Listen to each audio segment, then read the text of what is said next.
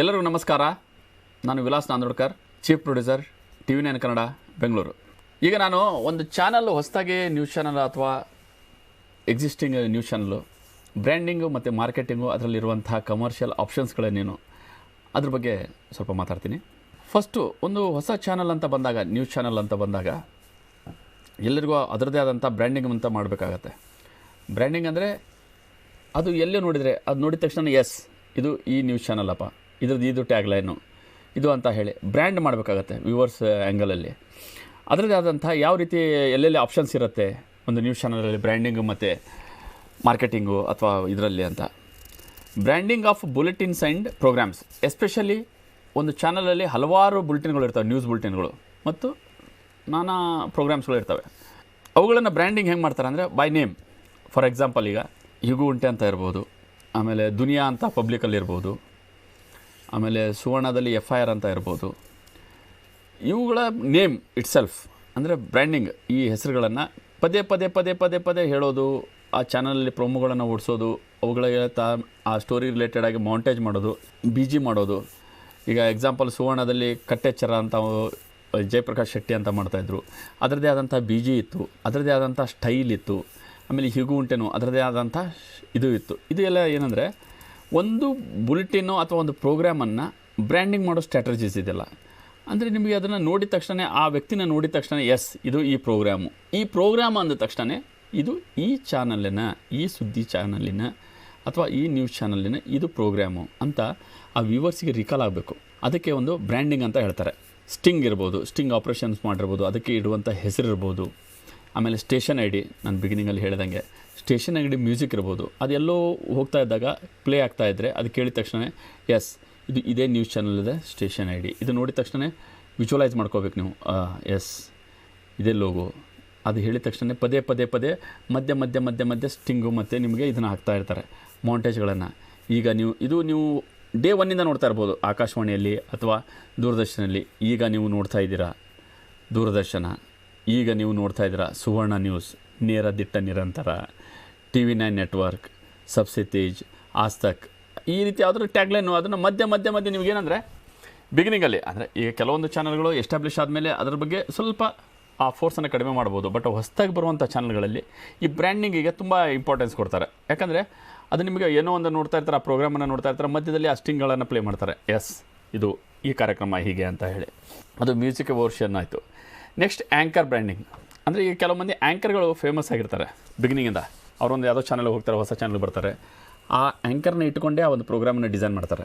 ಈಗ public TV Ranganath ಇರ್ಬೋದು, ರಂಗನಾಥ್ ಭಾರದ್ವಾಜ್ ಇರ್ಬೋದು, ಜಗದೀಶ್ ಶೆಟ್ಟಿ ಇವರು ಇರ್ಬೋದು, ನಮ್ಮ ಜಯಪ್ರಕಾಶ್ ಶೆಟ್ಟರ್ ಇರ್ಬೋದು, ಅಜಿತ್ ಹನುಮಕ್ನವ್ರು ಇರ್ಬೋದು. ಅವರು ಫೇಸನ್ನೇ ಇಟ್ಕೊಂಡು ಒಂದು ಮೌಂಟೇಜ್ ಅಂತ ಮಾಡ್ತಾರೆ, ಅದರದ್ದೇ ಆದಂಥ ಒಂದು ಪ್ರೋಗ್ರಾಮ್ ಮಾಡ್ತಾರೆ. So and so with so person ಅಂತ ಹೇಳ್ತಾರೆ, 9 PM with so and so ಅಂತ ಹೇಳ್ತಾರೆ. ಈ ರೀತಿ ಅವ್ರೇನು ಮಾಡ್ತಾರೆ, ಆ ಆ್ಯಂಕರ್ನ ಇಟ್ಕೊಂಡನ್ನು ಆ ಚಾನಲನ್ನು ಮತ್ತು ಆ ಚಾನಲಲ್ಲಿರುವಂಥ ಪ್ರೋಗ್ರಾಮ್ ಇರ್ಬೋದು ಅಥವಾ ಅದೊಂದು ಪ್ರೋಗ್ರಾಮಲ್ಲಿ ಅಥವಾ ನ್ಯೂಸ್ ಬುಲೆಟಿನ್ ಇರ್ಬೋದು, ಇದನ್ನು ಬ್ರ್ಯಾಂಡಿಂಗಾಗಿ ಯೂಸ್ ಮಾಡ್ತಾರೆ. ಅದರದ್ದು ಪೋಸ್ಟರ್ಸ್ ಇರ್ಬೋದು, ಅದಕ್ಕೆ ಬೇಕಾದಂಥ ಪ್ರೊಮೋಸ್ಗಳನ್ನು ಪ್ರಿಪೇರ್ ಮಾಡೋದಿರ್ಬೋದು.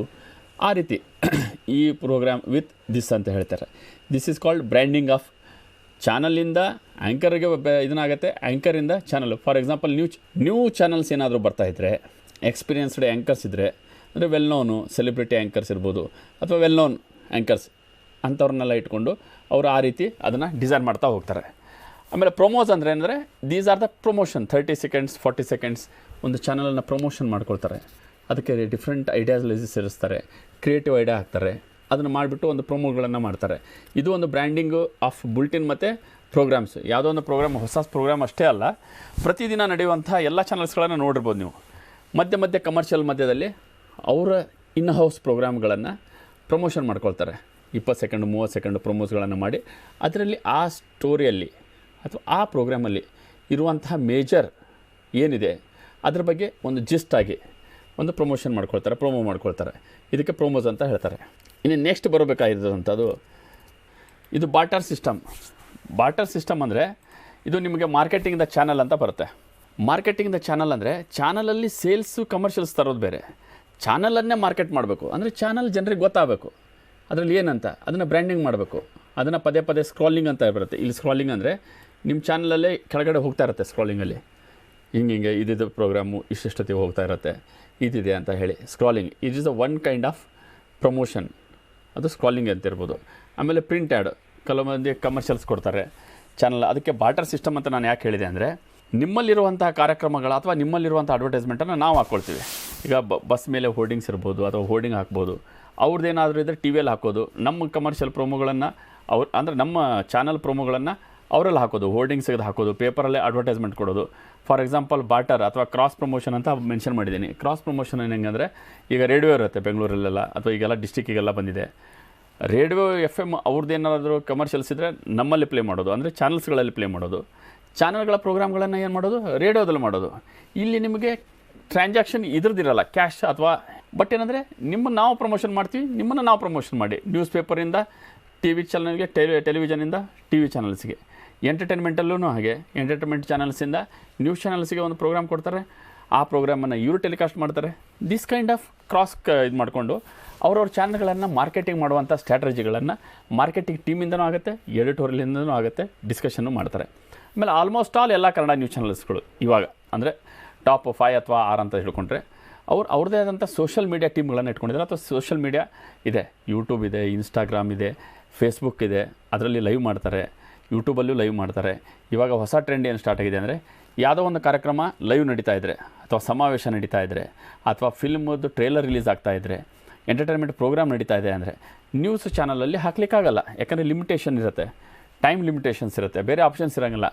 ಇಲ್ಲಿ ಯಾವುದರ ಇಂಪಾರ್ಟೆಂಟ್ ಇದ್ದರೆ ಅಷ್ಟೇ ಚಾನಲಲ್ಲಿ ಹಾಕೊಂಡ್ಬಿಟ್ಟು ಉಳಿದ ಪೋರ್ಷನ್ಗಳನ್ನು ಅಂದರೆ ಆ್ಯಸ್ ಇಟ್ ಈಸ್ ಲೈವನ್ನು ಬಿಟ್ಟುಬಿಡ್ತಾರೆ ಯೂಟ್ಯೂಬಲ್ಲಿ ಅಥವಾ ಫೇಸ್ಬುಕ್ಕಲ್ಲಿ. ಅಲ್ಲಿ ಅದರದ್ದು ಆ ಪ್ರಮೋಷನ್ ಮಾಡ್ಕೊಳ್ತಾರೆ. ಅಥವಾ ಯಾವುದ್ರ ಕಟ್ ಆ್ಯಂಡ್ ಬಿಟ್ಸ್ ಏನಾರ ತೆಗೆದುಬಿಟ್ಟು ನೀವು ಇದನ್ನು ಇಲ್ಲಿ ನೋಡಿ, ಅದನ್ನು ಅಲ್ಲಿ ನೋಡಿ, ಇಲ್ಲಿ ಸೋಷಲ್ ಮೀಡಿಯಾನ ಇದಕ್ಕೆ ಪ್ರಮೋಷನ್ ಮಾಡ್ತಾರೆ, ಸೋಷಲ್ ಮೀಡಿಯಾದಿಂದ ಚಾನಲ್ ಪ್ರಮೋಷನ್ ಮಾಡ್ತಾರೆ. ಅಥವಾ ಪ್ರೋಗ್ರಾಮ್ಸು ಆ ಚಾನಲ್ಸ್ ಆ್ಯಂಕರ್ಸ್ಗಳನ್ನು ಇಟ್ಟುಕೊಂಡು ಪ್ರೈಮ್ ಟೈಮ್ನಲ್ಲಿರುವಂಥ ಪ್ರೋಗ್ರಾಮ್ಗಳನ್ನು ಆ ರಿಲೇಟೆಡ್ ಆ್ಯಂಕರ್ಸ್ಗಳಿಂದ ಪ್ರೋಮೋಗಳನ್ನು ಮಾಡಿಸ್ತಾರೆ. ಈಗ 9 ಗಂಟೆ ಶೋ ಇದೆ ಅಂದರೆ ಅದನ್ನು 6 ಗಂಟೆಯಿಂದನೇ ಸೋಷಲ್ ಮೀಡಿಯಾದಲ್ಲಿ ಬಿಡ್ತಾರೆ.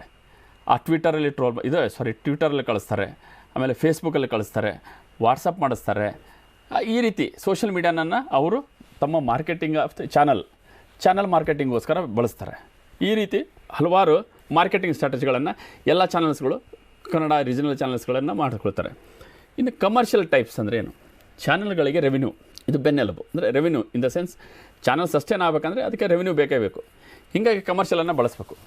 ಈಗ ನ್ಯೂಸ್ ಚಾನಲ್ಗಳಲ್ಲಿರುವಂತಹ ಕಮರ್ಷಿಯಲ್ ಟೈಪ್ಸ್, ಯಾವ ರೀತಿಯಾದಂಥ ಕಮರ್ಷಿಯಲ್ ಟೈಪ್ಸ್ಗಳಿರ್ತವೆ ಅಂತ ಮೇಜರಾಗಿ ಯಾವತ್ತು ನಾವು ಬಳಸೋ 2 ಪದಗಳು. ನಾನು ಪದಗಳ ಬಗ್ಗೆ ಹೇಳ್ತೀನಿ. ಕೆಲವೊಂದೀಗ ಹೊಸದೆಲ್ಲ ಬರ್ತಾಯಿದೆ. FCT, ನಾನ್ FCT ಅಂತ ಬಳಸ್ತಾರೆ. FCT ಅಂದರೆ ಫ್ರೀ ಕಮರ್ಷಿಯಲ್ ಟೈಮ್ ಅಂತ. FCT ಫ್ರೀ ಕಮರ್ಷಿಯಲ್ ಟೈಮ್ ಅಂದರೆ ಲಿಟ್ರಲಿ ಐ ಆಮ್ ಗಿವಿಂಗ್, ಅಂದರೆ channel will give you time. It is not a free, ಅಂದರೆ ಅದನ್ನು ಕಮರ್ಷಿಯಲ್ಗೋಸ್ಕರನೇ ಬಿಟ್ಟಿರೋದಂಥದ್ದು. ಅಂದರೆ you paid for that time, ಅದು FCT. ನಾನ್ FCT ಅಂದರೆ ಚಾನಲಲ್ಲಿ ಏನು ಪ್ರೋಗ್ರಾಮ್ ಹೋಗ್ತಾ ಇದೆಯಲ್ಲ ಅದು ಹೋಗ್ತಾ ಇರುತ್ತೆ, ಅದ್ರ ಪಾಡಿಗೆ ಅದು ಹೋಗ್ತಾ ಇರುತ್ತೆ. ಅದಕ್ಕೆ ಡಿಸ್ಟರ್ಬ್ಡ್ ಆಗದೇ ಇರುವಂಗೆ ನಾವು ರೆವಿನ್ಯೂ ಜನ್ರೇಟ್ ಮಾಡೋದಿದೆಯಲ್ಲ, ಅದಕ್ಕೆ ನಾನ್ FCT ಅಂತ ಹೇಳ್ತಾರೆ. ಅದರಿಂದ ಚಾನಲ್ಗೂ ಬೆನಿಫಿಟ್ ಇದೆ, ಚಾನಲ್ ಕಂಟೆಂಟಿಗೂ ಚಾನಲ್ ವ್ಯೂವರ್ಸಿಗೂ ಏನೂ ತೊಂದರೆ ಆಗಲ್ಲ. This is called non FCT. ಇದು ನಮಗೆ ಯಾವುದೇ ಚಾನಲ್ಗೂ ಅದು ಎಕ್ಸ್ಟ್ರಾ ರೆವಿನ್ಯೂನೇ ಅದು. ಯಾಕೆಂದರೆ ನೀವು ಯಾವುದೋ ಪ್ರೋಗ್ರಾಮನ್ನು ಸ್ಟಾಪ್ ಮಾಡಲ್ಲ. ಫಾರ್ ಎಕ್ಸಾಂಪಲ್, ಈಗ ಅರ್ಧ ಗಂಟೆಯಲ್ಲಿ ನೀವು 10 ನಿಮಿಷ ನಿಮ್ಮ ಕಾರ್ಯಕ್ರಮ ಓಡಿಸ್ಬಿಟ್ಟು 7 ನಿಮಿಷ ಕಮರ್ಷಿಯಲ್ ಓಡಿಸ್ತಿರಲ್ಲ, ಆ 7 ನಿಮಿಷಕ್ಕೆ ನೀವು ದುಡ್ಡು ತೊಗೊಳ್ತಾ ಇರೋದು ನಿಜ.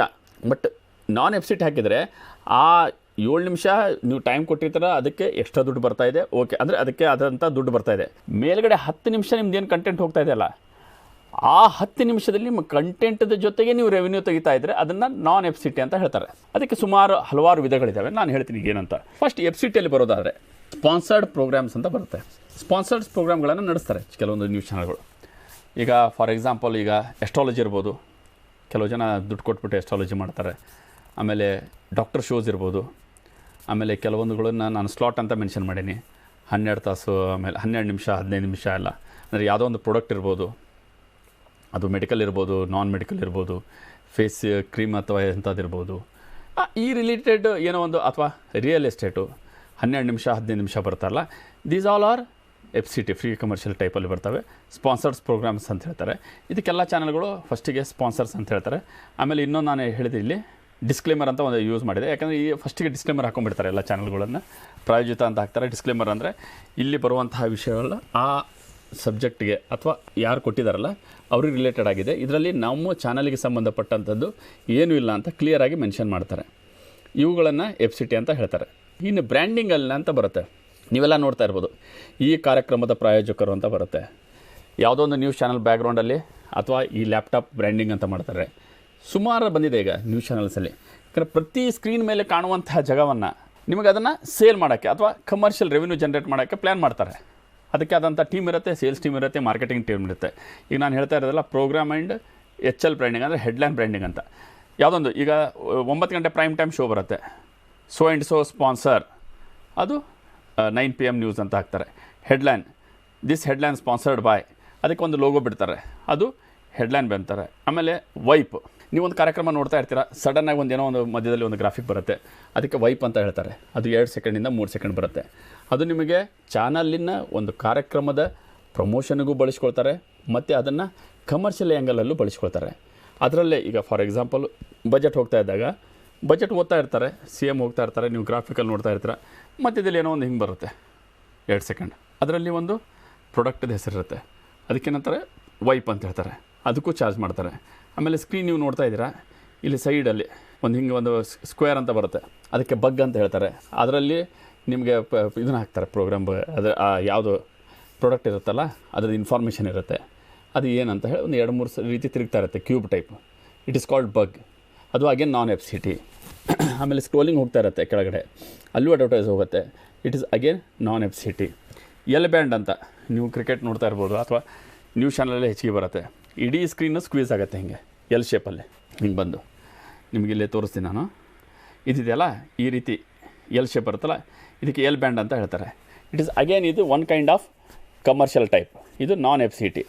ಈ ರೀತಿಯ ಹಲವಾರು ಟೈಪ್. ಆಮೇಲೆ ಟೈಮ್ ಬಗ್ ಅಂತ ಬರುತ್ತೆ, ವೆದರ್ ರಿಪೋರ್ಟನ್ನು ಹಾಕ್ತಾರೆ, ಈವನ್ ವೆದರ್ ರಿಪೋರ್ಟ್ ಇರ್ಬೋದು, ಆಮೇಲೆ ಟ್ರಾಫಿಕ್ ಜಂಕ್ಷನ್ ಇರ್ಬೋದು, ಆಮೇಲೆ ಬಿಗಿನಿಂಗ್ ಆಫ್ ದ ಶೋ ನಾನು ನಿಮ್ಗೆ ಹೇಳ್ದಂಗೆ ಯಾವ ಟೈಮಲ್ಲಿ ಹೆಡ್ಲೈನ್ ಹೋಗ್ತಾ ಇರುತ್ತಲ್ಲ ಆ ಹೆಡ್ಲೈನ್ ಟೈಮಿಗೆ ಹಾಕ್ತಾರೆ. ವೈಪ್ ಅಂದರೆ ಈ ರೀತಿ ಫುಲ್ ಸ್ಕ್ರೀನ್ ಒಂದ್ಸಲ ಬಂದು ಹೋಗ್ಬಿಡುತ್ತೆ, ಈ ರೀತಿ ಫುಲ್ಲು ಒಂದ್ಸಲ ಸ್ಕ್ರೀನ್ ಬಂದು ಹೋಗುತ್ತೆ. ಇದ್ರ ಮೇಲೆ ಇಲ್ಲಿ ಬೇಕಾದರೆ ಇಲ್ಲಿ ಲೋಗೋ ಹಾಕ್ಕೊಳ್ತಾರೆ, ಇಲ್ಲಿ ಕಮರ್ಷಿಯಲ್ ಲೋಗೋ ಹಾಕ್ಕೊಳ್ತಾರೆ, ಇಲ್ಲಿ ಪ್ರೋಗ್ರಾಮ್ ಹೆಸರು ಹಾಕೋತಾರೆ. ಈ ರೀತಿ ಒಂದು ಡಿಫ್ರೆಂಟಾಗಿ ಒಂದು ಎಲ್ ಬ್ಯಾಂಡ್ ಅಂತ ಹೇಳ್ತಾರೆ. ನಾನಾ ರೀತಿಯಿಂದ ಒಂದು ಸ್ಕ್ರೀನ್ ಅಂತ ನಿಮಗೆ ತೊಗೊಂಡಾಗ ನಾನು ನಿಮಗೆ ಇಲ್ಲಿ ಒಂದು ಸ್ಕ್ರೀನ್ ತೋರಿಸ್ತೀನಿ. ಇಲ್ಲಿ ನೋಡಿ, ಈ ಕಾರ್ನರಲ್ಲಿ ಒಂದು ಗೋವಾ ಅಂತ ಕಾಣಿಸ್ತಾ ಇದೆ, ಹೌದಾ?